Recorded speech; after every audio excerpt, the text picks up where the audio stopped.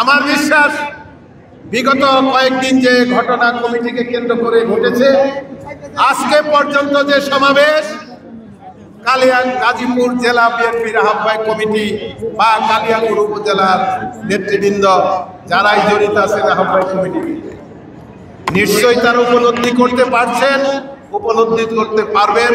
আমার বিশ্বাস, আমি আপনাদের আশ্বাস দিতে পারি, আমার ধারণা যে আগামীতে নতুন করে তারা কোনো সংকট তৈরি হবে এমন কোনো কাজ তারা করবেন না, এটা আমার বিশ্বাস। আমরা সমস্ত জিনিসের সমাধান ইনশাল্লাহ দ্রুতই আমাদের নেতা জনাব তারেক রহমান সাহেবের নলেজে দিয়ে আমরা এটার সমাধান করব।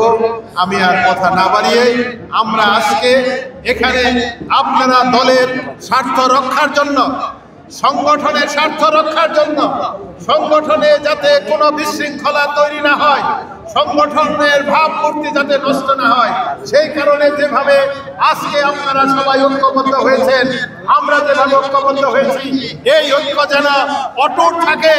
এই ঐক্যবদ্ধ থাকার মাধ্যমে আমরা ভোটের আন্দোলন আমরা বিজয়ী হব। আমরা ইনশাল্লাহ জনগণকে সাথে নিয়ে আগামীতে বাংলাদেশ জাতীয়তাবাদী দল আমাদের নেতা জনাব তারেক রহমানের নেতৃত্বে ইনশাল্লাহ এই দেশের রাষ্ট্র ক্ষমতায় আসবে। আমরা সেই দিনের অপেক্ষায় থাকবো। সুশৃঙ্খলভাবে সবাইকে ধন্যবাদ। আসসালামু আলাইকুম।